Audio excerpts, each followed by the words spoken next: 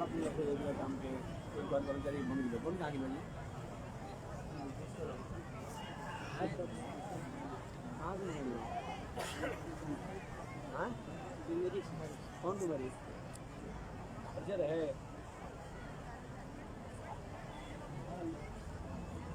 काम कर लो मेरे जी कोई भी सुन उनकी बात नहीं तो ये कहाँ के यहाँ कौन है उधर क्या जोड़ लगा नहीं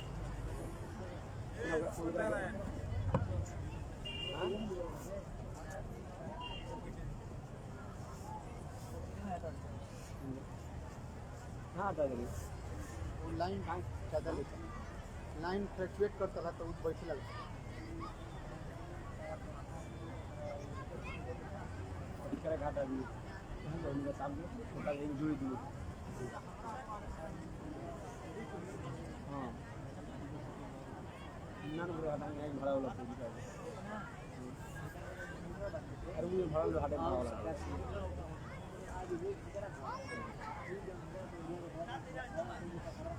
हाँ वही कर लीजिए बताइए उसको मन के बाहर को बैठे दिए हमें सुनता ना समझे मन के बैठे बाहर गए और कहाँ के इंजीनियर साहब बैठे दिए हो नारायण नारायण बोलिए श्री लक्ष्मी नारायण भगवान की श्रीमन नारायण लक्ष्मी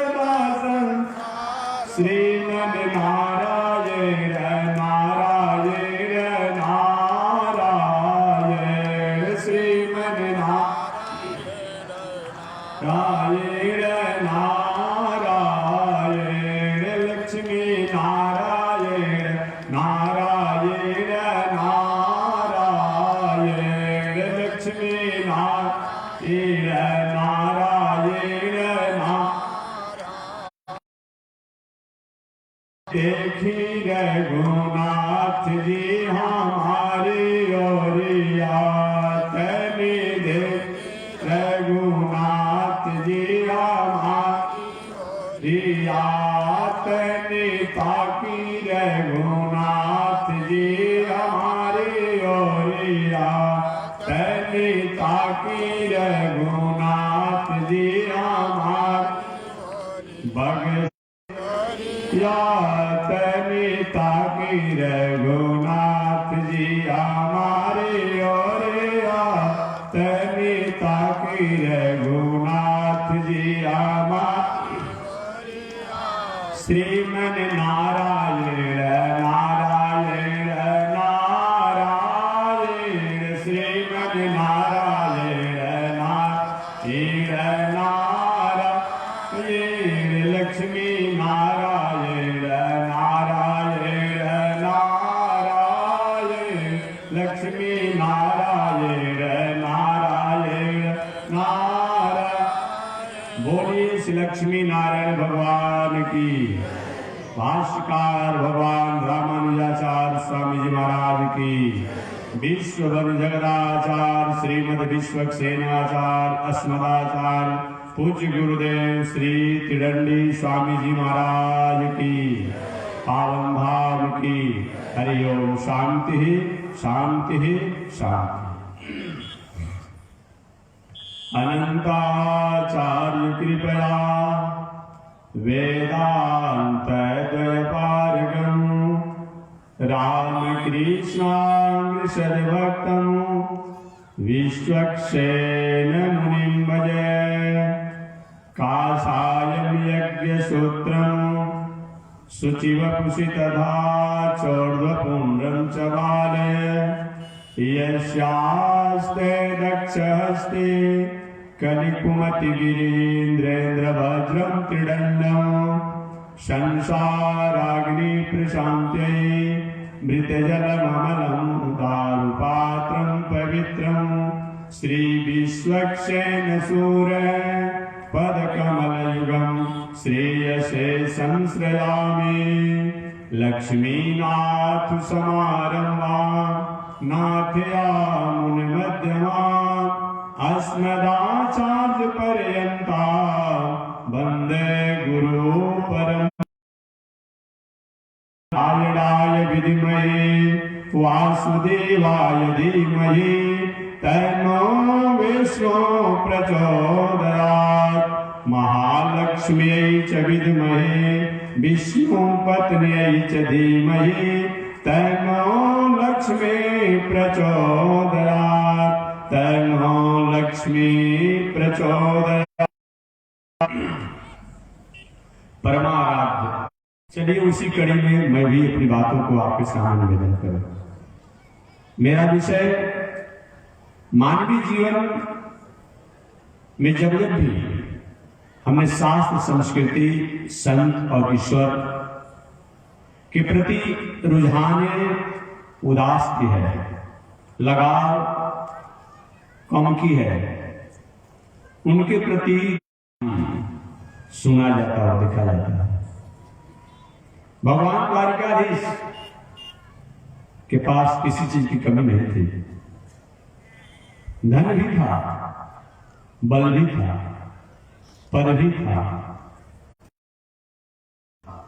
ऐश्वर्य भी था परिवार में, परंतु उस परिवार के लोगों की थोड़ी सी संतों के प्रति रुझाने उदास हो गई, स्नेह प्रेम उनके प्रति उदास हो गई, धर्म, शास्त्र, संस्कृति, ईश्वर के प्रति भावनाएं थोड़ी कुंठित हो गई, जिसका परिणाम क्या हुआ?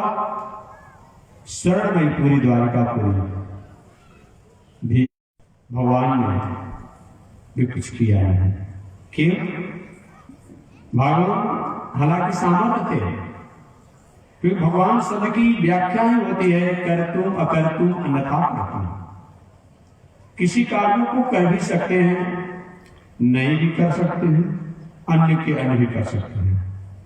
सो भविता राज भारत कुमार वाल्मीकि रामायण में निवेदन किया गया।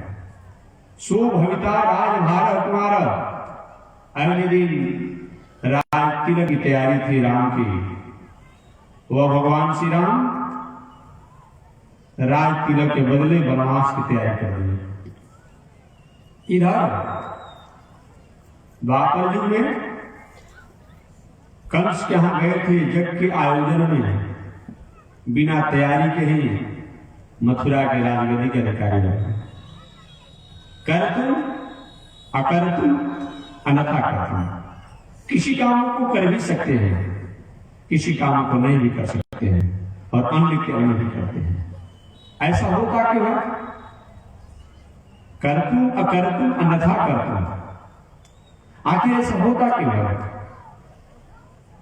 तो कल आप स्वामी से एक उधर पूछ रहे थे प्रश्न महापुरुष कि भगवान आखिर इस दुनिया में उपद्रव होने क्यों देते हैं? अनंती अनाय होते हैं, होने के देते हैं। क्या उसको नहीं होने देते? जब वो सर्वशक्तिमान है तो फिर काम नहीं चलता। हमें सृष्टि की व्यवस्था है, सृष्टि की व्यवस्था में सृष्टि की परिपाटी तो होनी ही चाहिए, लेकिन जिसका जो काम हो उसके अनुसार होना चाहिए। राक्षसों का भी दुनिया में सृष्टि की परंपरा है, दैत्यों की परंपरा है, देवताओं की परंपरा है, मानव की परंपरा है, पशु पंछियों की भी परंपरा है। परंतु दूसरा कोई काम की बात नहीं है। अब ये शिक्षा विभाग के मास्टर साहब, हेड मास्टर साहब जाकर के थाना अध्यक्ष बनकर के केस लिखने लगे तो थोड़ा सा अस्त व्यस्त हो जाती है। उनका काम है अशुल्क हेडमास्टर बन करके विद्यार्थियों को शिक्षा दे, शिक्षकों को एक मर्यादित समय में रह करके शिक्षा देने का निर्देश करें। और प्रशासकीय जो थानाध्यक्ष है वो आकर के हेडमास्टर बन करके मास्टर लोग को अपने आप में निगरानी कर, तो थोड़ी सी समाज में, राष्ट्र में, जगत में एक अजीब सी बात हो जाती है। ऐसे भी नीतिकारों ने कहा भी है कि अपूज्या यत्र पूज्यन्ते पूज्या नाम च व्यतिक्रम त्रीणि तत्र परिवर्तन्ते दुर्भिक्षम मरणम भयम। जहां अपनी मर्यादा, अपनी संस्कृति, अपनी स्थिति को त्याग करके दूसरे की संस्कृति, दूसरे की मर्यादा, दूसरे के अधिकारों को जो अपना अधिकार मान करके कार्य करना लगता है, उससे कहीं न कहीं समाज में, राष्ट्र में, जगत में बताया गया है मरण। मरण माने केवल मरण ही नहीं होता है, मरण माने हम जीते जी मर रहे हैं। धन है, पद है, बल है, प्रतिष्ठा है, लेकिन घर में डिप्रेशन में, टेंशन में मर रहे हैं, सोच रहे हैं ये भी मर रहा है। अपूज्या यत्र पूज्यन्ते पूज्या नाम च व्यतिक्रम त्रीणि तत्र परिवर्तन्ते दुर्भिक्षम। दुर्भिक्ष का मतलब क्या होता है? अनाधिकारी व्यक्ति अधिकारी स्थान पर बैठता है तो दुर्भिक्ष हो जाता है। दुर्भिक्ष का मतलब सब कुछ रहने पर भी घर समाज में समन्वय संतोष न रहे। जब अनाधिकारी व्यक्ति आएगा, समाज के, राष्ट्र के लोगों का शोषण ही करेगा और क्या करेगा। आज यही तो हो रहा है, आज यही हो रहा है। एक समान से समान सरकारी राजकीय प्रणाली के कार्यों का आप कराने जाइए, जब तक से आपसे कुछ न कुछ न लिया जाए काम नहीं होगा, दौड़ते रहिएगा, विवश होकर आपको देना ही पड़ेगा। ये क्या है? कहीं उसने अपने गरिमा को, अपने स्वरूप को समझा नहीं। यही बात है। आपने कभी कहा होगा नमक का दरोगा, आज से लगभग 30-40 वर्ष पहले पाठ्यक्रम में हुआ करता था, और भी अपने आप में कहीं आपने और ऊंची पढ़ाई को पढ़ा होगा, उसमें आरबी एक होता था अपने आप में जो राष्ट्रभाषा, उसमें भी कुछ न कुछ पढ़ने को आता था। ऐसे ऐसे आर्टिकल होते थे, ऐसे ऐसे पढ़ने की चीज होते थे। नमक के दरोगा में आपने जिनको पुराने लोग भी पढ़े लिखे होंगे, जानते होंगे अपने आप में, उनके पिता द्वारा कितनी अच्छी बात अपने पुत्र को समझाया जा रहा था। बेटा, कभी भी ऊपरी आमदनी का मतलब अनिति, अन्याय, अधर्म द्वारा तुम अपने आप में आमदनी प्राप्त मत करो। आयास हम इसीलिए जाते ही हैं उसमें जहां ऊपरी आमदनी की बात अगर नहीं होती है तो मन नहीं लगता है। आपको कितना मिल रहा है, सैलरी, तनख्वाह, उससे मतलब नहीं है, ऊपरी आमदनी है कि नहीं है। कैसे राष्ट्र चलेगा, कैसे समाज चलेगा, कैसे बिगड़ गया, कहां बिगड़ गया संसार, एक कहां तक संसार बिगड़ गया। धर्म भी होगा, कर्म भी होगा, लेकिन कलयुग में शर्म नहीं रहेगा। कैसा बिगड़ गया संसार। आज सब कुछ हमारे पास है, लेकिन अभाव हो गया शर्म का, नैतिकता का अभाव हो गया, संस्कृति का अभाव हो गया, संस्कार का अभाव हो गया। बेटा बाप से झगड़ा कर रहा है, बाप बेटा से झगड़ा कर रहा है। ये कैसा है? पति पत्नी से, पत्नी पति से, स्वामी सेवक से, सेवक स्वामी से, ऐसा दुनिया में तांडव मचा हुआ है। कब होता है? जब कहीं अयोग्य लोग किसी उपयुक्त और उच्च गति पर स्थान को जब प्राप्त कर लेते हैं तो राष्ट्र में, समाज में यही होता है, यही होता है। शोषण की भावना हो जाती है।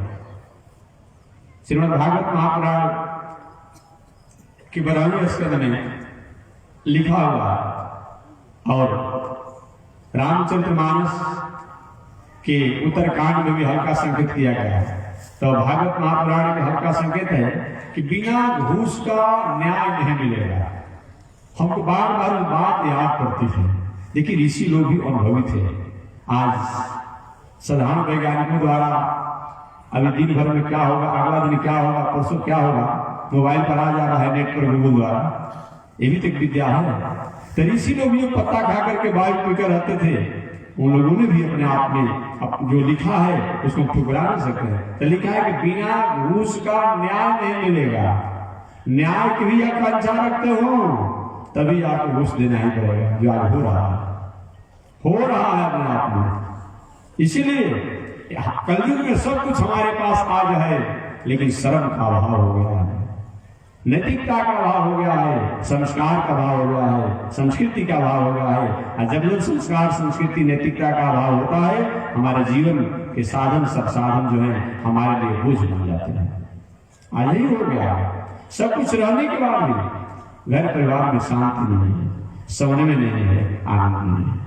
भगवान द्वारिकाधीश का परिवार इतना चहल पहल हरा भरा था, इतना संपन्न था, सब कुछ था, लेकिन संतों के प्रति उनकी भावना अच्छी नहीं थी। जिसका परिणाम क्या हुआ, पूरे द्वारिका पूरे स्वर्ण में पूरी उनके सामने चली गई। भगवान अपने आप में रोकने की कोशिश नहीं की। चाहते तो रोक सकते थे, लेकिन नहीं रोके। ऐसा क्यों? इसीलिए कि परमात्मा ने कहा कि हमें आपको मैंने विवेक दिया, बुद्धि दिया है। बुद्धि और विवेक को रहते हुए हमारे भरोसे तुम छोड़ रहे हो। इसीलिए भगवान रसातन लोग वो तो स्थान लगाते हैं। एक बार इच्छा विवाह शायद आपने जाना होगा कि पराशर ऋषि, यही पराशर ऋषि के पिता जिनका नाम था शक्ति ऋषि, विष्णु पुराण में लिखा हुआ। पराशर ऋषि में व्यास जी के बाबा, व्यास जी के बाबा, व्यास जी के पिता का नाम पराशर ऋषि और पराशर ऋषि के पिता का नाम शक्ति ऋषि। यही शक्ति ऋषि एक बार जग का अनुष्ठान आयोजन कर रहे थे। राक्षस लोग इनको चबा के खा गए। आज ही के नहीं, राक्षस लोग और कहीं हो या न हो, लेकिन धर्म कर्म शास्त्र संस्कृति और संत से तो पहले से अपने आप उनकी रुझाने उदास रही है, उनके प्रति उनका उपद्रव रहा है। कलयुग में हो तो कोई बड़ी बात नहीं है, सतयुग में भी था। कौन नहीं जानता है हिरण्याक्ष हिरण्यकश्यप को? बड़े बड़े लोग थे, लेकिन हिरण्याक्ष हिरण्यकश्यप ने जो तांडव मचा रखा दुनिया में, किसी ने रोक पाया था? सूर्य की कथा महाभारत के माध्यम से कौन नहीं जानता? रावण कुंभकर्ण की कथा कौन नहीं जानता? कंस दंतवक्र शिशुपाल की कथा कौन नहीं जानता? ये अनादिकाल से चली आ रही है। वहीं शक्ति ऋषि को राक्षस लोग खा गए। पराशर ऋषि ने मन में विचार किया, मैं इस पृथ्वी पर राक्षसों को रहने ही नहीं दूंगा। ये दो ऋषि हमारे यहां हुए, दो लोग हुए जो कि इस पृथ्वी से उस सत्ता, एक तो राजा जनमेजय के नाम आपने सुना होगा, जो राजा परीक्षित थे, शायद पिताश्री थे, पुत्र थे अपने आप में जनमेजय जी। वो सर्प जाति को समाप्त करना चाहे, सर्प की समष्टि को समाप्त करना चाहे, वो भी जगह अधूरा रह गया। आगे के ब्रह्मा जी वशिष्ठ प्रवृत्ति के केवल हमें हानि ही नहीं पहुंचाते हैं। मेडिकल साइंस की बात निवेदन करो, वैज्ञानिक दृष्टि से मैं विचार करूं तो जितने भी शैलेश जीव होते हैं, एक क्या करते हैं, जो भी अपना वायुमंडल में जो हानिकारक गैस जो होते हैं, हानिकारक जो वायु होते हैं, यही उनका आहार होता है। और उस वायु, हानिकारक वायु को अपने आप खींच करके ले करके और वायुमंडल को शुद्ध करते हैं। जैसे कभी आके किचन घर में जब गर्मी का मौसम हो तो जस्ट किया कुछ लगाते हैं ना, क्या करता है, गर्मी को खींच के बाहर फेंक देता है, आप उसको कुर्सी को बैलेंस बनाया रखता है। ये जितने भी विषय होते हैं, ये केवल हानि नहीं पहुंचाते हैं। मुझे किसी पृथ्वी पर राक्षसों को रहने ही नहीं दूंगा। जग का आयोजन किए और राक्षसों को स्वाहा करने लगे मंत्रों द्वारा, पकड़ गए नहीं। आहुति, इतना मंत्र में शक्ति थी उस समय, मंत्र बोलते राक्षस लोग अपने आप आकर कुंड में गिर जाते। ब्रह्मा जी प्रवृत्ति के बड़े बड़े संत महात्मा ऋषि वशिष्ठ ऋषि भी आए, बेटा ये क्या कर रहे हो, ये क्या कर रहे हो? ये संत का, विप्र का ये स्वभाव नहीं होता है। तुम्हारे पिता शक्ति ऋषि को राक्षसों ने मार डाला, इनका स्वभाव है। स्वभाव जो होता है उसको अवगुण नहीं माना जाता है। स्वभाव जो होता है उनको अवगुण नहीं माना जाता है। हम उसका उपयोग के तरीका में हो जाता है तो वस्तु अनुपयोगी हो जाती है। जैसे आप इमली को खाएं, आगे खाता कहाँ लगा, दांत उठ के हो गया, दोस्त तो आपकी है। इमली से आप गुड़ जैसा मीठा चाहते हैं, दोस्त तो आपकी है ना, दोस्त आपकी है। आप इमली खाएं कहे खाटा क्यों लगा, अरे इमली खाटा लगती है। मिर्चा खाएं और कहे तीता क्यों लगा, मिर्चा खा भी रहे हैं और आके लोग पूछ रहे हैं कि क्यों ऐसा लग रहा है। वो तो स्वभाव से नेचुरलिटी है उसकी अपनी, वो तो ऐसा होगा ही अपने आप में। नमक खाएं लेकिन अपने आप खारा क्यों लग रहा है, उसका स्वभाव है, उसका वो दोष नहीं बताया गया, उसको दोष नहीं बताया गया। हाँ कहीं दूसरी जगह आ जाता है तब तो अपने आप में दोष हो जाता है। कहीं अपने आप में भंडारा चटनी बनाना हो तो इमली की खट्टापन की बहुत बड़ी महत्व है। कहीं भोजन बनाना हो दाल भात में अपने आप में सब्जी इत्यादि में पकौड़ा दही बड़ा में तो नमक की बहुत बड़ा भूमिका है, अपने आप में बहुत बड़ा भूमिका है। इस तरीके अलग अलग चीजों में अलग अलग वस्तुओं की आवश्यकता है, लेकिन वही कहीं अपने आप में खीर करने वाला होता है। राक्षसों की भी सृष्टि की महत्व है, राक्षसों की सृष्टि के महत्व है। भगवान ने कहा कि राक्षस लोग न रहे तो देवता लोग अपने आप दिल दिमाग में अहंकार खुल जाएगा। इसीलिए अपने आप में जब राक्षसों द्वारा थोड़ा प्रताड़ होता है तो देवता कहीं भटके रहते हैं अपने कर्मों पुरुषार्थों का अहंकार में, तो पुनः अपने स्वरूप में आ जाते हैं। इसीलिए उनका महत्व है। लेकिन जब राक्षस लोग अपने पद, अपने लोग, अपनी स्थिति, अपने अधिकार से अलग हट कर कहीं अपने आप में अनाधिकार जब करते हैं तब राष्ट्र और समाज का कहीं न कहीं अहित और अनिष्ट होने लगता है। ये बताया गया है। तो मैं निवेदन करना चाह रहा था कि सबका अपने आप में महत्व बताया गया है, सबका महत्व है। राक्षस भी होना चाहिए, सब होना चाहिए। भगवान क्यों नहीं रोकते हैं, इसे सृष्टि की परंपरा है। क्योंकि सृष्टि की परंपरा में हमारे शरीर में हाथ भी है, पैर भी है, नाक भी है, मुंह भी है, आंख भी है, ये सब कुछ है। आप हाथ से तो भोजन करते हैं, अब वहीं के पैर को भोजन के थाली में डाल दिया जाए तो कैसा लगेगा? देखो एक ही शरीर में तो है, एक ही शरीर में पैर भी है, हाथ भी है, लेकिन अगर कहीं हाथ की जगह पैर को अपने आप में उस भोजन के थाली में डाल करके आप पैरे से रोटी को पूरी को पकड़कर खाने लगे, भले आप खा भी लीजिए लेकिन अच्छा नहीं लगेगा। तो जब हाथ अपनी जगह पर है, पैर अपनी जगह पर है तो अच्छा लग रहा है, लेकिन हाथ का काम अगर पैर करने लग रहा है तो थोड़ा सा परेशानियां हो जाती है। इसीलिए बताया गया है भगवान अपने आप में सृष्टि में सबको इस दुनिया में किए 84 लाख दुनिया है, एक दुनिया नहीं है, 84 लाख दुनिया है। लेकिन जब दूसरे के दूसरे अधिकार को अपना हड़पने लगता है, छीनने लगता है, एक अधिकार को लगता है, तब थोड़ी सी परेशानी समाज, राष्ट्र, संस्कृति के हो जाती है। ये भगवान के परिवार के लोग को चाहते तो भगवान बचा सकते थे, द्वारिकापुरी को भी बचा सकते थे, क्योंकि सक्षम है, समर्थ है, करतुम अकर्तुम अन्यथा करतुम। परंतु क्यों ऐसा नहीं किया? क्योंकि भगवान कहते कि मैंने हर मनुष्य को बुद्धि दिया है, विवेक दिया है, मति दिया है। बुद्धि, विवेक और मति को रहते हुए व्यक्ति अपने स्वरूप, अपनी संस्कृति, अपने संस्कार को जानने में अक्षम रहता है, तो उस व्यक्ति को भगवान छोड़ देते हैं। तब इसका निर्णय भी तुम्हारे पास रहेगा। मैं स्वयं ब्रह्म हूं, मैं परमात्मा हूं, मैं ईश्वर हूं, लेकिन मैं कुछ नहीं करूंगा।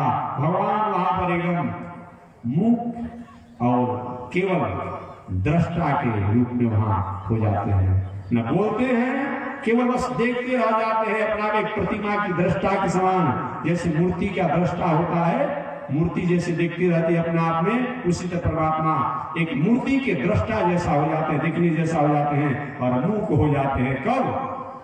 जब संसार में संसार के प्राणियों को बुद्धि, विवेक, मति देने के बाद भी जब संसार के प्राणी बुद्धि, मति, गति का प्रयोग अगर नहीं करते हैं, द्वारिकापुरी स्वर्ण में पूरी थी, परंतु उन भगवान श्री कृष्ण के परिवार के लोगों द्वारा अपने ही सामने अपने द्वारिकापुरी को समाप्त करते हुए देखा गया। इसका मुख्य कारण था द्वारिकापुरी वासियों में रहन सहन, खान पान, उठन बैठन बिगड़ गया था। संत शास्त्र ईश्वर के प्रति अनादर की भावना हो गई थी। याद रखिए, जब जब भी हमारा खान पान रहन सहन उठन बैठन बिगड़ जाता है, चाहे हम ऊंचे से ऊंचे स्थान के अधिकारी क्यों न हो, हमें भ्रष्ट होने से और हमें गिरने से, हमें पतित होने से तो रोक नहीं सकता है। देवराज इंद्र का इतिहास गवाह है। देवराज इंद्र का इतिहास गवाह है। जब जब देवराज इंद्र ने अपनी मर्यादा संस्कृति को छोड़ करके समाज में विचरना, समाज में भटकना, कहीं जीवन जीने का तरीका को अपना लिया, तब तब देवराज इंद्र को अपने पद से, अपने साम्राज्य से, अपनी स्थिति से भटकना पड़ा, पतित होना पड़ा। आपने कथा सुना होगा, जिस समय गौतम ऋषि अपनी तपस्या की चरम ऊंचाई पर पहुंचे हुए थे, गौतम ऋषि की तपस्या से कहीं भटक करके, इनकी तपस्या से ईर्ष्या करके यह इंद्र सोचा कि इनकी तपस्या को भंग करे। तपस्या को जब भंग नहीं कर पाया इंद्र, तो क्या किया? गौतम ऋषि की पत्नी की मर्यादा को भंग करने का दुस्साहस किया और स्वयं गौतम ऋषि का भेष बना करके इंद्र गौतम ऋषि की पत्नी के पास गया। हालांकि वाल्मीकि रामायण, आध्यात्म रामायण, काकभूषुंडी रामायण, लोमस रामायण, जो वशिष्ठ रामायण, ये सब संस्कृत के रामायण है। इन रामायण में स्पष्ट लिखा हुआ है कि इंद्र जो है गौतम ऋषि का भेष बनाकर गया तो बात ठीक है, परंतु अहल्या गौतम ऋषि की पत्नी ने उस इंद्र को परखा, जाना, समझ गई, पहचान गई। लेकिन स्त्री स्वभाव की चपलता, लुलुपता, चंचलता के कारण वह बहुत अपने बुद्धि विचार पर अंकुश और संयम का प्रयोग नहीं किया। वाल्मीकि रामायण में क्या हुआ? ये बात नहीं, आज की सामान्य स्त्रियां अपने पति को पहचान जाती है, साल 2 साल वर्ष के बाद जो कहीं अपने आप में प्रदेश ले आते हैं। अहल्या जैसी नारी, इन अहल्या के नामों को अपना 5 नारियों में लेने को बताया गया है। अहल्या, इंदोदरी, इन 5 कन्याओं के प्रातः काल जग करके नाम लेने को बताया गया है। जैसे जग करने से पुण्य होता है ना, जैसे तीर्थ करने से पुण्य होता है, जैसे गंगा स्नान करने से पुण्य होता है, वैसे 5 नारियों के प्रातः काल जग करके नाम लेने से पुण्य होता है। हमारे यहाँ देखिए भाई, कहीं पक्षपात नहीं है। भले लोग जो नहीं जानते कहते हैं आज 50% आरक्षण की बात हो रही कि स्त्रियों को देना चाहिए। हमारे यहाँ पहले से आरक्षण दिया हुआ है धर्म में। ये क्या है अपना में? ये धर्म में आरक्षण नहीं है। जानते थे ऐसे लोग कि लोग धार्मिक विचारों में, धर्म में भी आरक्षण की बात किया करेंगे, अतः पहले से धर्म में आरक्षण दे दिया है। वो 14 भागवतों का नाम आप जानते होंगे, सुअश्व उनको भी लेने को बताया गया है कि प्रहलाद, नारद, पराशर, पुंडरीक, व्यासम, वरीश, सुख, सौनक, भीष्म, दालव्याम, रुकमांग, दार्जुन, वशिष्ठ, विभीषण आदि पुण्यानि मान परम भागवतान स्मरामि। ये 14 भागवतों के नामों को लेने से पूर्ण होता है। अब 5 स्त्रियों के नामों को लेने से पूर्ण होता है। वो कौन कौन? अहल्या, द्रौपदी, तारा, कुंती, मंदोदरी। कहां पक्षपात है जी? कहां पक्षपात है? एक में ऋषि पत्नी के नाम लेने को बताया गया, दूसरे में राजपत्नी द्रौपदी का अहल्या द्रौपदी, और तीसरे में बांदर, पशुओं को भी हमारे समन्वय है, आदर की भावना है। आज ही नहीं है, आज तो मनुष्य को मनुष्य को ही समझ रहे हैं, लेकिन हमारे यहाँ पशु को भी अपने आप में आदर दिया गया है। शास्त्रों में पशु को भी आदर किया गया है। प्रमाण के रूप में श्लोक है, अहल्या, द्रौपदी, तारा, कुंती, राजमाता कुंती भी, अहल्या, द्रौपदी, तारा, कुंती, मंदोदरी और राक्षस की पत्नी का भी। हमारे यहाँ किसी व्यक्ति से ईर्ष्या नहीं है, किसी व्यक्ति से द्वेष नहीं है, किसी समाज से द्वेष नहीं है, किसी जाति से द्वेष नहीं है।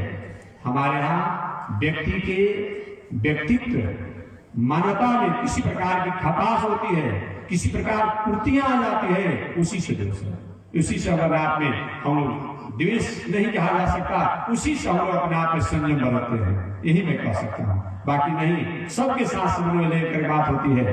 आज भाई को भाई कहने में हम अपने आप में संकुचित होते हैं, एक थोड़ा सा पढ़ा लिखा भाई हो, एक कम पढ़ा लिखा हो, तो उसको समाज में भाई कहने में थोड़ा सा संकोच होता है, क्या समाज में इतना पढ़ा लिखा अपना परिवार है।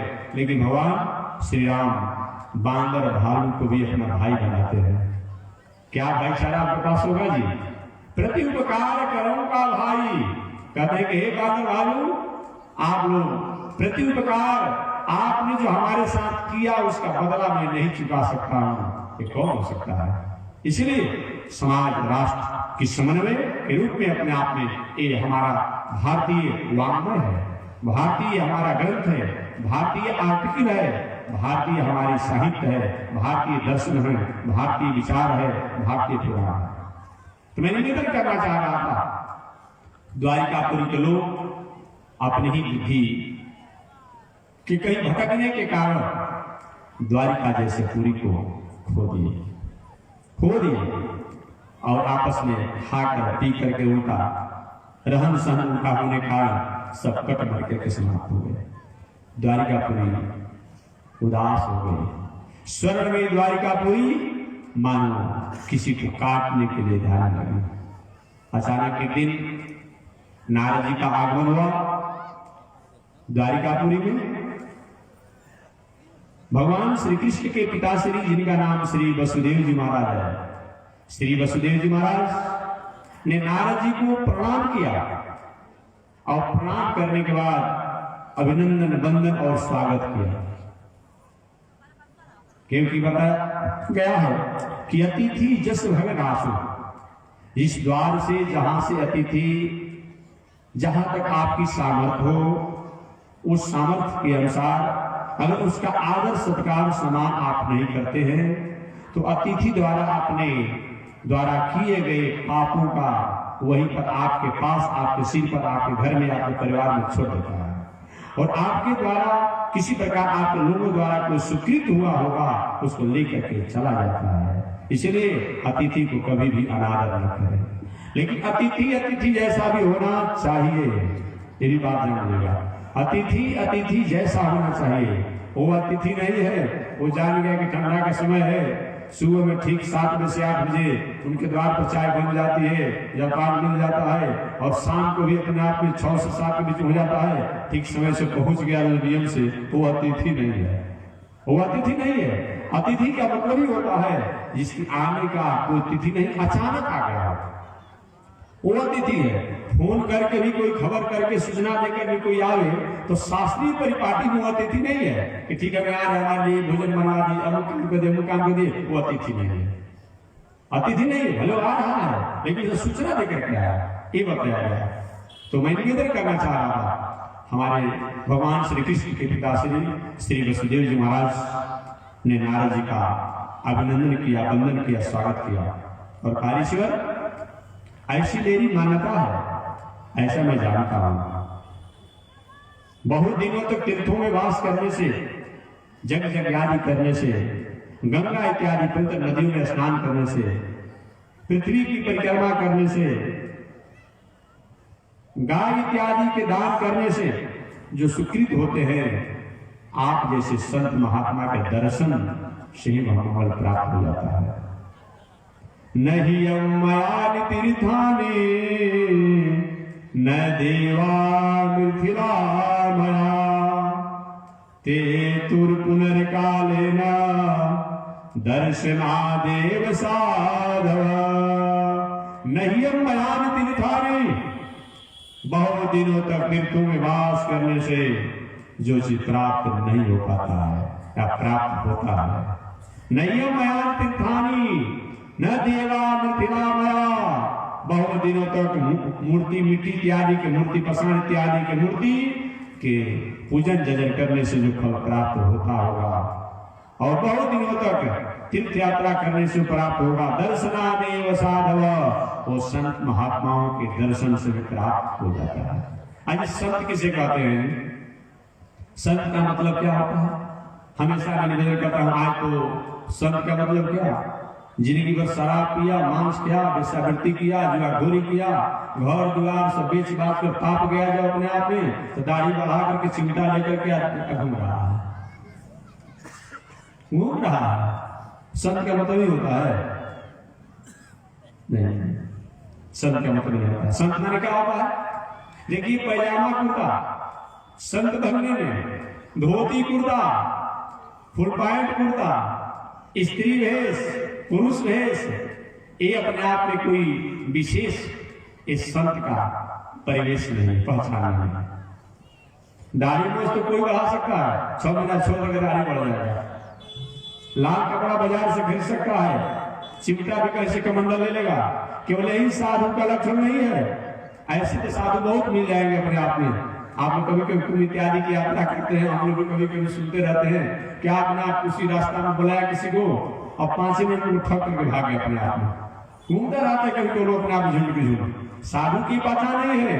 धोती कुर्ता में भी साधु होते हैं, पैजामा कुर्ता में भी साधु होते हैं, फुल पैंट कुर्ता में भी साधु होते हैं, स्त्री भेष में भी साधु होते हैं, बालक रूप में भी साधु होते हैं, वीर रूप में भी साधु होते हैं। साधु का मतलब क्या होता है? साधनार्थ की साधु, जिन्होंने अपने इंद्रियों को साध लिया है, जिन्होंने अपने इंद्रियों को साध लिया है, जिन्होंने अपने आत्मा को साध लिया है, जिन्होंने अपने विचारों को साध लिया है, जिन्होंने अपने दिल को साध लिया है, अपने दिमाग को साध लिया है, अपनी बुद्धि को साध लिया है, अपने विवेक को साध लिया है, वही साध लिया है। अगर फुल पैंट कुर्ता, धोती कुर्ता, परिवार बाल बच्चों के साथ रहने वाला भी हो, लेकिन अपने इंद्रियों को, अपने वाणी को, अपने मुंह को, अपने नेत्र को, अपने कान को, अपने पैर को, अपने हाथों को जो गलत मार्गों से साध लिया है, साधना माने संयम कर लिया है, रोक लिया है, वह साधु है। चलिए अन्य शास्त्रों द्वारा साधु की परिभाषा मैं दे दूं कि साधु किसे कहते हैं? विपत्ति धैर्य मथा अभ्युदय क्षमा सद शिवाक पटुता जुधि विक्रमा। ये साधु की परिभाषा है। विपत्ति धैर्य, कितना भी आपत्ति विपत्ति संकट समस्या जीवन में आ जाए, कभी भी अपने धैर्य को खोवे नहीं। विपत्ति धैर्य, कितना भी आपत्ति विपत्ति संकट समस्या जीवन में आ जाए, धैर्य को नहीं खोने वाला वो साधु है। ये नहीं कि आप शंकर जी की पूजा करते हैं, काली जी का पूजा करते हैं, सूर्य की पूजा करते हैं और अपने आप में अचानक जीवन में किसी प्रकार की ऐसी विषम परिस्थितियां आ गई, मारो पत्थर पूजने में क्या लगा, साल वर्ष पूजने कुछ नहीं हुआ। ये बात नहीं। विपत्ति धैर्य, जीवन में आपत्ति विपत्ति संकट समस्याएं आ जाए, फिर भी अच्छे मार्गों से पैर को नहीं मोड़ना और पूरे कर्मों की तरफ पैर को नहीं बढ़ाना, ये साधु पुरुष का प्रथम लक्षण है। विपत्ति धैर्य। उदाहरण में हनुमान जी, उनको ले लीजिए। साधु में हनुमान जी क्यों? जिस समय भक्ति रूपी सीता का पता लगाने के लिए जब हनुमान जी जब चले तो सबसे पहले संकट के रूप में क्या आया? मैनाक। सबसे पहले संकट के रूप में मैनाक आया। ये मैनाक क्या है? जब हम भी भक्ति साधना आराधना पूजा तपस्या करने जब चाहते हैं तो सबसे ऐश्वर्य वैभव रूपी मैनाक जो है हमें रुकने के लिए आ जाता है। नहीं नहीं, अमुक चीज हमारे पास हो जाता, अमुक लग्जरी हमारे पास हो जाता, अमुक लग्जरी हमारे पास हो जाता। मैंने अपने जीवन की भोग की जो स्थितियां हैं, उस स्थितियां हमारे पास सबसे पहले आ जाती है। ऐसा अगर जीवन में कहीं साधना में भक्ति में आपके पास आ रही हो तो मानो मैनाक रूपी अपने आप का है, भक्ति रूपी सीता को पता लगाने से ढूंढने से अपने आप रोक रहा है। ऐश्वर्य विलासिता में अगर भोग में कहीं हमारी स्थितियां वहां भटक रही हो, वहां दौड़ रही हो, वहां जाने के लिए तरस रही हो तो मानो मैनाक आ गया, हमारी भक्ति रूपी सीता का पता लगाने में एक बाधा पहुंचाना चाहता है। विवेकी पुरुष को चाहिए कि अपने आप देखिए भोग को और ऐश्वर्य को हम रोक नहीं सकते हैं, मोड़ सकते हैं। ये जान लेगा। हनुमान ने क्या किया? हनुमान ने क्या किया? उसको अपने आप में मारा नहीं, उस भोग वासना ऐश्वर्य को मोह को मोड़ दिया। अर्थात अरे भाई हमको जाना होगा हरिद्वार, तो हम कैसे जाएंगे? पैदल जाएंगे? ट्रेन की यात्रा करेंगे कि नहीं करेंगे? बोल दीजिए। 2 टायर या 3 टायर ऐसी टिकट होगा कि नहीं होगा? किसी लग्जरी गाड़ी से जाना पड़ेगा कि नहीं जाना पड़ेगा? बता दीजिए। ऐसे चले जाएंगे रुकू में जाना है तो ये थोड़ा रुक जाएगा अपने आप में, लेकिन नहीं जाएंगे, परंतु उसको हम अपना नहीं मान करके अपने आप में बैठा ठीक बैठ गए उतर गए, अब उसके प्रति हमारी कोई नहीं है कि अब हमेशा हम नहीं होना चाहिए। हनुमान ने क्या किया, मैनाक आया महाराज इतना बड़ा काम करने आप जा रहे हैं, उसमें भी परंपरा से अपने आप में मैं शरणागत हूँ, मैं हिमालय का पुत्र हूँ, मेरे पहले आधार को स्वीकार कर लीजिए, विश्राम कर लीजिए। हनुमान ने विचार के पहले ही भोग ईश्वर जब आ गया, कहीं मैं जा रहा हूँ सीता का पता करने के लिए, भक्ति का पता करने के लिए, भक्ति की तरफ अपने आप चलने के लिए, अहीं बाधक रूप में आ गया तो यही हमारी भक्ति रूप आएगी। हनुमान जी ने एक अपनी बातों को अपने विरोधी का प्रयोग किया, इसलिए बुद्धि नाम अग्रगण कहा जाता है। हनुमान जी क्या कहा जाता है, बुद्धि नाम अग्रगण, बुद्धिमानों में अग्रगण है, प्रेजेंट ऑफ माइंड जिसको आप कहते हैं, अपनी भाषा में आप क्या कहते हैं, प्रेजेंट ऑफ माइंड। जैसी स्थिति हो उसके अनुसार उस माइंड का प्रयोग होना, प्रेजेंट ऑफ माइंड इसको कहा जाता है। वहां पर प्रेजेंट ऑफ माइंड का प्रयोग किया, क्या कि इसको अपमान भी मत होके, इसको दुख भी मत लगे, और हम अपनी भक्ति रूपी सीता का जो पता लगाने जा रहे हैं वो काम अधूरा भी न रहे। तो हनुमान जी महाराज ने क्या किया, मैना को अपने हाथों से उसके स्पर्श कर दिया, परस स्पर्श कर दिया। भाई हमारे रुकने का समय रहे, आपकी सेवा को मैं स्वीकार नहीं कर पा रहा हूँ, तो आपकी सेवा को मैं अनादर नहीं कर रहा हूँ। और वो भी प्रसन्न होगा, चलो हम उसे स्पर्श तो किए अपने आप में, आगे बढ़ गए। दूसरी तरफ अपने आप में चले तो दूसरा आपत्ति क्या है, कुछ लोग क्या करते हैं, अच्छा काम करते ही नहीं है, अच्छा काम करते ही नहीं है कि जाने अच्छा काम करेंगे आप कोई विरोध करेगा तो। अब इसी गांव में बुलाने में दो चार लोग पल लगे हो, सारा गांव आज लग गया अपने आप में, कोई कहता कि जाने अपने आप में महात्मा जी को बुला ले या कहीं गांव सहयोग नहीं करेगा तो सारा अपने आप जो भी ओवर एक्स्ट्रा अपने आप जो लोड आएगा हमारे ही पर आ जाएगा। लॉकडाउन क्या क्या समय चला गुजरते गया, लेकिन जो भी आप ला के देखिए सारा गांव लग गया, कभी लग गया। तो कुछ लोग बाधा आने के डर से, संकट आने के डर से, समस्या आने के डर से अच्छा काम शुरू ही नहीं करते हैं। ऐसा नहीं होना चाहिए, शुरू ही नहीं करते हैं। आप कुछ लोग अच्छा काम शुरू किए, अब बाधा के सोचने पर रोक दिए उसको। कहीं किसी गांव में देखे कि मंदिर बनाना तो बड़ा उत्साह, हम 2-4 रुपया घर कमा लिए थे, मंदिर अपने आप उनके सामने कौन सी आपत्ति आ गई, सुरसा। सुरसा का मतलब ही होता है, ये कौन है सुरसा अपने आप में बताया गया है, अहिनिकी बताया गया है। ये सुरसा कौन है, अहिनिकी माता। ये सुरसा जो है हालांकि देव कार्य के लिए जा रहे हैं, देवता लोग ही बाधा पहुंचाने के लिए उसको विदा कर दिए, उसको विदा कर दिया अपने आप में। ये सुरसा कौन है, हम और आप भी जब कोई भी अच्छे कामों करने जब चलते हैं तो सबसे अपने लोग ही विरोध बनता है। क्यों, इसीलिए बनना चाहता है कि कहीं हमसे आगे हो जाएगा तो, हमसे अधिक इसका नाम हो जाएगा तो वो रहेंगे आपके साथ में, लेकिन ठीक सबसे पहले आपका विरोध और टीका टिप्पणी वही लोग करेंगे। क्योंकि जानते हैं कि अगर कहीं किसी प्रकार के कोई कार्य में लगा है, अगर किसी का काम पूरा हो गया तब तो अपने आप में हमारे लिए अपने आप में समस्या हो जाएगी, हम नीचे हो जाएंगे, आगे हो जाएगा अपने आप में। अब समझिए देवताओं के कार्य के लिए हनुमान जी जा रहे हैं। भगवान ने कई मंथरा को अपना मानो निमित्त बना करके जंगल की यात्रा किए इन देवताओं के कार्यों को पूरा करने के लिए। आज देवता लोग सुरसा को विदा कर दिए हैं, सुरसा को विदा कर दिए हैं। भगवान ने क्या किया अपने आप में कि हनुमान जी कैसा प्रेरणा दिया, सुरसा रोकने लगी, मार्गों को रोकने लगी। तो पहले थोड़ा सा अपना ऐश्वर्य वैभव दिखाया। कहीं अहंकारी व्यक्ति किसी प्रकार के अच्छे कामों को अगर आपका रोक रहा हो, थोड़ा सा अपने आप के भाग मत जाइए, अगर बहुत छोटा मत बन जाइए, ना तो उसका अहंकार बढ़ जाएगा। भले छोटा बाद बनिएगा, लेकिन तत्काल बन जाएंगे, छोटा हो जाएंगे तो उसका अहंकार बढ़ जाएगा। अब क्या हुआ, सुरसा अपने आप को खोल करके अपने आप में खाऊंगी, हनुमान लग रहा जाने दो तब खा जाना, क्योंकि नहीं ऐसा नहीं होगा, ऐसा नहीं होगा, मैं खाऊंगी। तो हनुमान जी ठीक है खा। अब हनुमान ने अपने आप सुरसा का मुंह जैसे जितना बढ़ाया उसे दुगना रूप होगा। ऐसे अपने आप में जैसे जैसे सुरसा अपने आप अपने मुंह को फैलाती चली गई, शरीर को फैलाती चली गई, वैसे वैसे हनुमान जी भी अपने रूप को बढ़ाते चले गए। बढ़ाते चले गए। जब भी सुरसा बहुत बड़ा विशाल सैकड़ों योजन के अपना विस्तार में अपना जब मुंह फैलाया तो हनुमान जी छोटा बन करके और उसके मुंह से बाहर निकल गए। जब अहंकारी व्यक्ति के अहंकार, धन संपत्ति, पद प्रतिष्ठा, अहंकार करते करते बड़ा होते होते जब अपना ऊंचाई पर हो जाए तो थोड़ा सा छोटा बन अपना काम निकाल लीजिए। हनुमान जी ने उपदेश दिया अपने आप, वहां से अपने आप में निकल गए। ये भी बताया गया है, ये नहीं कि अपने आप में कोई अच्छा काम आप कर रहे हैं अपने आप में, जो नास्तिक व्यक्ति है, कुपंथी व्यक्ति है, कर रहे नहीं, अरे इसी तो ढूंढ ढकुसला है और उसके कोहने में पड़ गया अच्छा काम आप छोड़ दीजिए।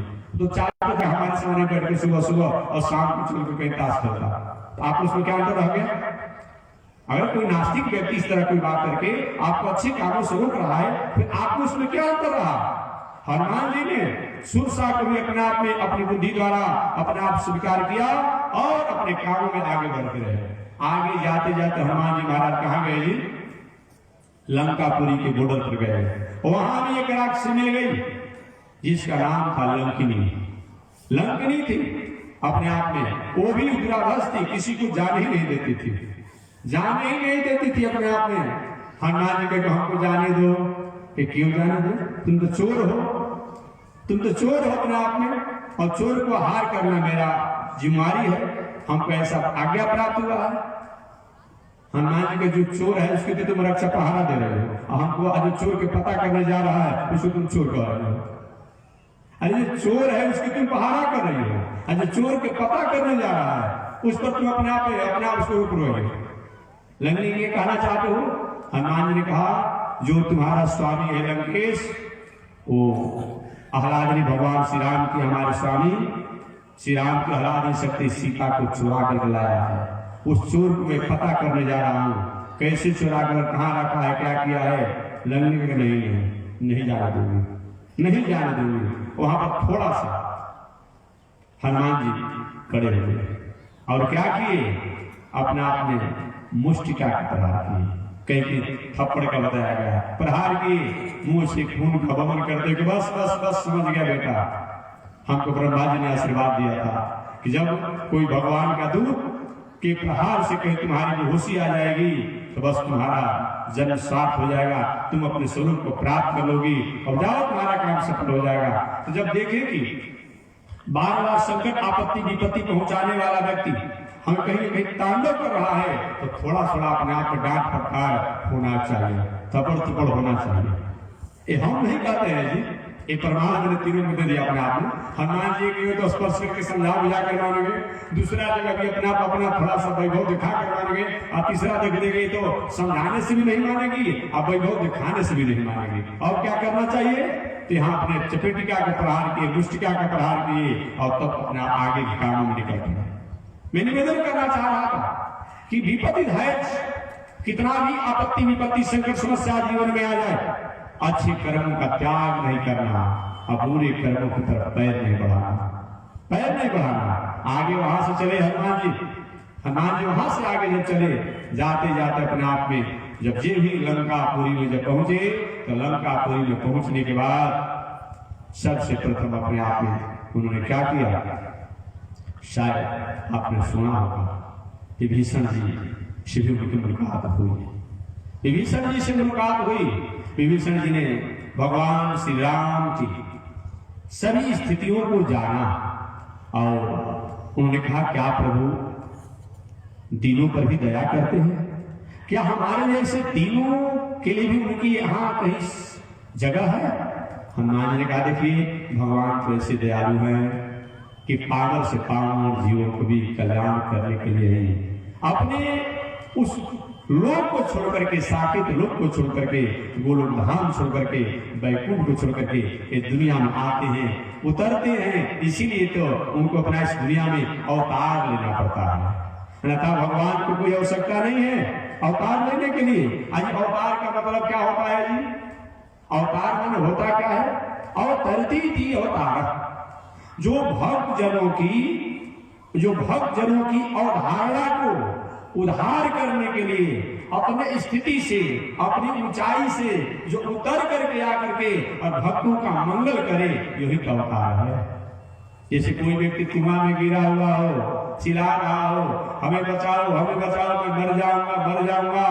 कोई व्यक्ति कुआं में हिलना जानता हो, वो रस्सी के सहारा लेकर के कुआं में हिल गया और हिल करके अपने आप उस व्यक्ति को भी रस्सी पकड़वा दिया, अपने भी रस्सी पकड़ लिया और धीरे धीरे कुएं से बाहर निकाल दिया। यही तो अवतार है, यही अवतार है। कभी कभी किसी व्यक्ति का प्रश्न ऐसा होता है कि महाराज भगवान इस पृथ्वी पर आने की आवश्यकता है, क्यों आते हैं? क्या वहां से काम नहीं हो सकता है? देखिए वहां से काम तो हो सकता है, वहां से काम हो सकता है, लेकिन इस संसार रूपी कुआं में कोई व्यक्ति प्राणी गिरा हुआ है, उन प्राणियों को उद्धार करना है, कल्याण करना है, उनकी सेंटिमेंटल मनोदशा पर विचार करना है, तो वैकुंठ से काम नहीं होगा। बुढ़िया सबरी के मन में इच्छा था कि हमारे गुरु जी कह गए, सबरी तुम राम राम कह, तेरे घर राम आएंगे। ऐसे राम जी जब तक सबरी के आश्रम पर नहीं आते तो क्या साकेत लोक से अपने आप में अपने गुरु जी की बातों को अपने आप में पूर्ण कर पाती? नहीं कर पाती, नहीं हो पाता अपने आप में। सबरी की इच्छा थी कि अपने आप राम हमारे आश्रम पर आ जाते और अपने हाथों से मैं बैर खिलाती। सर्वज्ञ ऋषि, सुतीक्ष्ण ऋषि, ऐसे भरद्वाज ऋषि, ऐसे प्रवृत्ति के ऋषियों के मन में था कि हमने साधना जो करते हुए तो परमात्मा को अपने हृदय में की छवि को जानना है, पहचाना है, परखा है, लेकिन वह परमात्मा को मैं अपने सामने नेत्रों के सामने देखना चाहता हूँ, अपने जंगल, अपने साधना स्थानों पर मैं घुमाना चाहता हूँ। एक काम साकेत से हो सकता था, एक काम गोलोक धाम से हो सकता था, एक काम वैकुंठ लोक से हो सकता था, नहीं हो सकता था। जब तक इस दुनिया में अवतार नहीं लेते, जब तक इस दुनिया में आते नहीं, तब तक उनके अरमान को पूरा नहीं होता। इसलिए हमेशा मैं निवेदन करता हूँ, भगवान के आने के कारण भगवान ने सब गीता में अपने आप कह दिया है कि हम 3 काम के लिए आते हैं, हम 3 काम के लिए आते हैं। कौन कौन? उन्होंने अपने आप स्पष्ट कहा है कि धर्म स्थापना के लिए, दुष्टों के संहार के लिए और परित्राण ऐसा। तो 2 काम जो है भगवान ने कहा है कि 3 काम लेने आते हैं, लेकिन 2 काम जो है, एक धर्म की स्थापना और दुष्टों का संहार, एक गौण काम है। माने अपने आप में ये सही माने में इस काम के लिए ही भगवान नहीं आए हैं। धर्म की स्थापना तो भगवान वैकुंठ लोक से कर सकते हैं।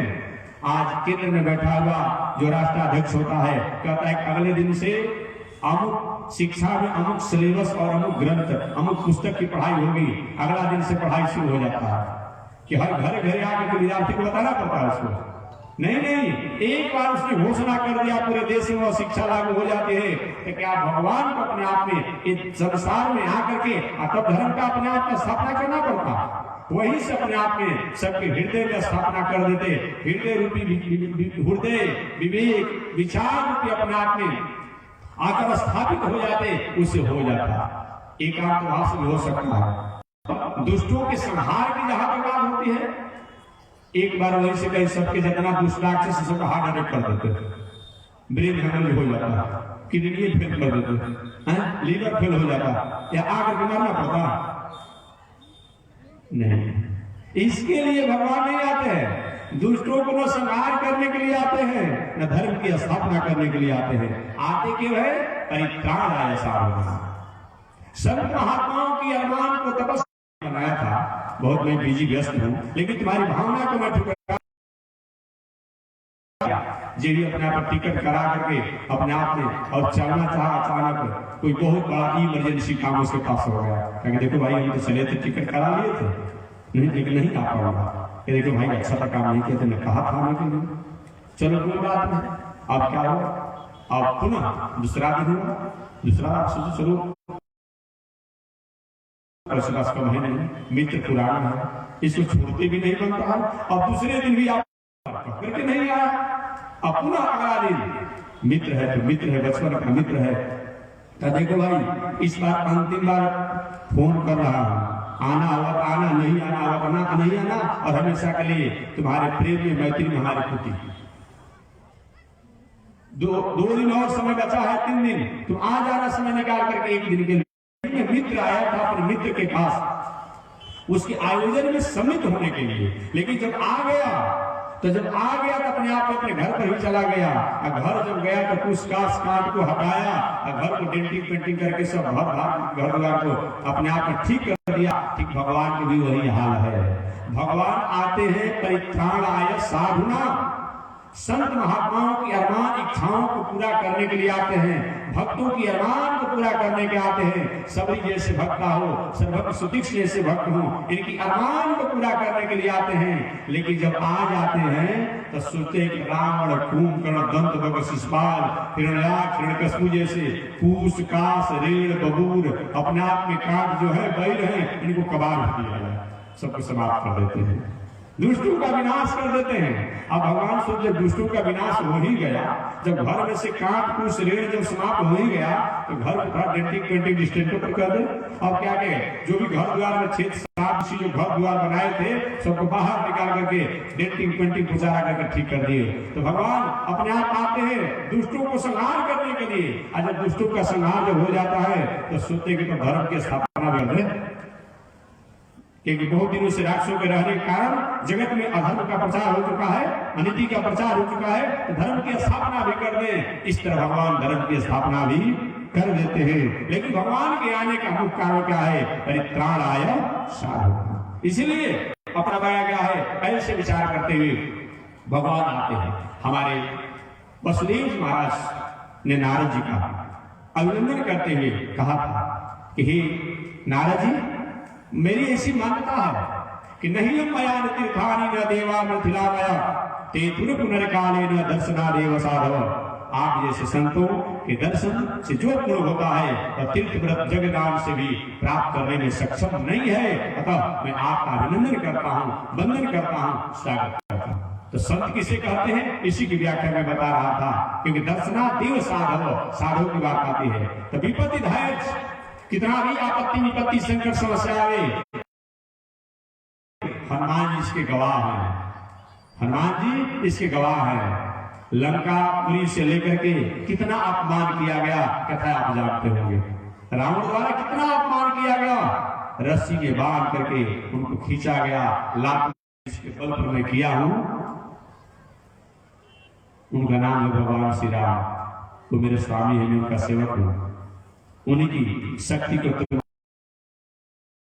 कम से कम संजय मोदी भी का प्रयोग करो, अन्यथा तुम्हारा कल्याण है।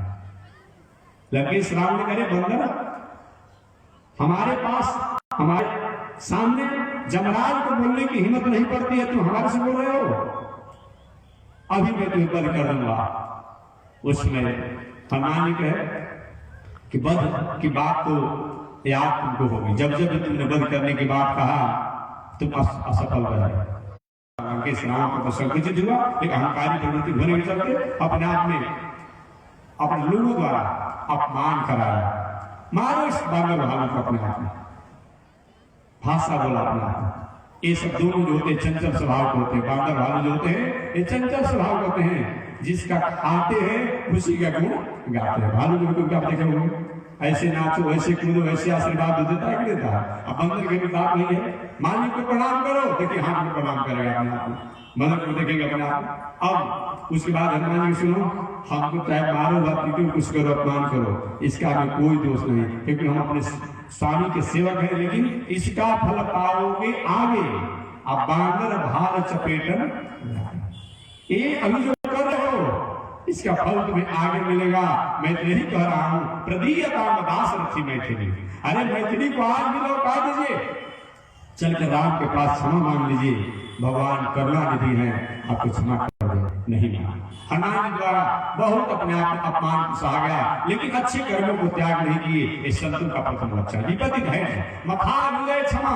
जितना भी धन जन बल पद प्रतिष्ठा बढ़े, अपना दिखने से पता चले कितना बड़ा आदमी है, हनुमान जी में घटता है। इतना बड़ा शक्ति, इतना बड़ा शक्ति अपने आप में। आपने सुना होगा जिस समय लक्ष्मण जी को बाण लगा था, अपने आप में पूरे पर्वतों को उठा लाए, लेकिन कितनी छोटे बनकर आते थे। बड़े लोगों को, संतों को बताया गया धन जन पद प्रतिष्ठा बढ़ जाए, लेकिन देखने से किसी पता न चले इतना बड़ा आदमी है। ये संत का दूसरा लक्षण है। विपत्ति धैर्य मथा विजय क्षमा षड शिवाग पंडिता, जो संत महात्मा का पटवारी होना चाहिए, समाज का निर्णय करने वाला होना चाहिए। हनुमान जी ने अपने आप में लंकेश से कहा था, देखो जिनको अपने आप तुम अपने समान बलवान मानते हो, ऐसे बताया खर दूसरों जैसे वीर पल गिरते गिरते समाप्त हो गए, तुम कहाँ के हो अपने आप में। राम ने किसी को अगर बलवान माना तो दुनिया में किसी को नहीं माना था, केवल दो को बलवान अपने समान माना था, खर दूसरा मौसम बलवान।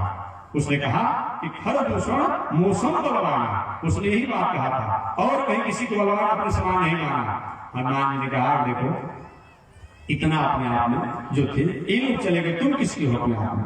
ऐसे बताया गया है कि विपत्ति धैर्य मथा हृदय क्षमा सदस्य प्रभुता वाणी जो होना चाहिए, समाज राष्ट्र का शांति और समन्वय करने वाला होना चाहिए। और जुधी विक्रम अच्छा कामों में कहीं पैर रख दे तो कितना भी कुछ हो, लेकिन अच्छे कामों को छोड़े नहीं। प्रकृति सीधे निधन ही महात्मा, यही प्रकृति से महात्माओं का लक्षण होता है जो हनुमान जी में देखने को आता है। हमारे श्री वसुदेव जी महाराज ने नारद जी का अभिनंदन करते हुए, वंदन करते हुए, स्वागत करते हुए कहा, हे देवर्षि नारद जी, ऐसी मेरी मान्यता है, बहुत दिनों तक तीर्थों में वास करने से, गंगा स्नान करने से, बहुत दान करने से, मंदिरों के दर्शन करने से, जग करने से जो फल होते हैं, आप जैसे संतों के दर्शन से वो प्राप्त हो जाते हैं। दर्शनादेव साधव, अतः आपका अभिनंदन है, वंदन है, स्वागत है। शिष्य चर्चा कल में करूंगा। आगे श्री वसुदेव जी महाराज ने नारद से क्या पूछा, नारद ने क्या कहा, अगली चर्चा अगले दिन। आज इसी के साथ वाणी विराम। एक बार भगवान का नाम ले, आगे परमात्मा का जय शिक्षा। श्रीमन नारायण लक्ष्मी नारायण, श्रीमन नारायण लक्ष्मी नारायण, श्रीमन नारायण नारायण नारायण, श्रीमन नारायण नारायण नारायण। बोलिए श्री लक्ष्मी नारायण भगवान की, भास्कर भगवान रामानुजाचार्य स्वामी जी महाराज की, विश्व मंगलाचार्य श्री दंडे स्वामी जी महाराज की। हरि ओम। शांति ही शांति ही शांति।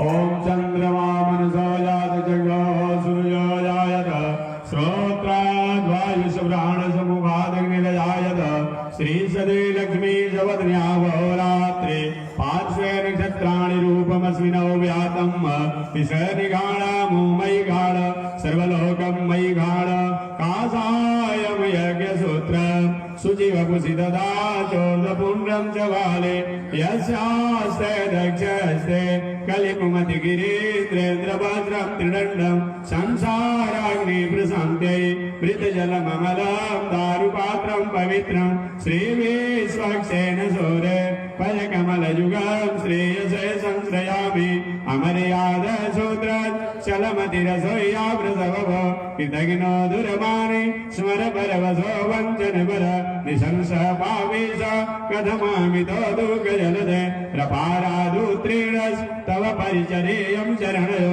लक्ष्मी नारायण भगवान की, भास्कर भगवान रामानुजाचार्य स्वामी महाराज की। हरि ओम। शांति शांति शांति।